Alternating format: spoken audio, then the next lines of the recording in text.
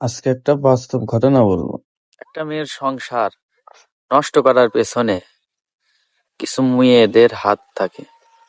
যেমন হতে পারে তার মা, হতে পারে তার বোন। তো আজকে বাস্তব ঘটনা আমি নিজের চোখে যেটা দেখলাম সেটা হলো, হয়তো ডাক্তারের কাছে গেছিল একটা মেয়ে, তো সাথে ওনার হচ্ছে বোন ছিল। তো বোনে বলতেছে যে যাই একটু শশা কিনি। কয় শশা কিনবি কেন? বলে ডাক্তার আমাকে শশা খাইতে বলছে। কয় সবই তোর টাকাতে কিনবি? তাহলে সংসারের টাকা কে খরচ করবে? তোর শ্বশুরে বলবি, তোর শ্বশুর খরচ করবে, তোর শ্বশুর কিনে এনে দিবে, তোরই খরচ করা লাগবে। তো এইসব মহিলারা বোঝে না যে এই ছোটখাটো কিছু কুপরামর্শের কারণে আমার বোন কি আমার মেয়ের সংসার নষ্ট হতে পারে, ভেঙে যেতে পারে।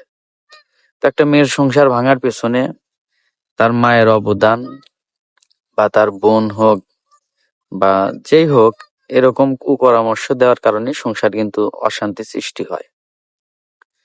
তো মেয়েদের সংসার করে খাওয়ালে কুপরামর্শ দেওয়া যাবে না, সুপরামর্শ দিয়ে বুঝিয়ে সংসার করাতে হবে।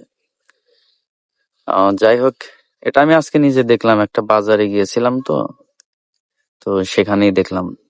তো এটা বলতেছে যে যাই একটু শশা কিনি। তো বলে না, তুই কেন কিনবি? তোর শ্বশুর তো আছে, শ্বশুরকে বলবি। তো যাই হোক, মেয়েদের সুপরামর্শ দিন আপনারা, কুপরামর্শ কখনোই দিয়েন না, সংসারটা নষ্ট করেন না।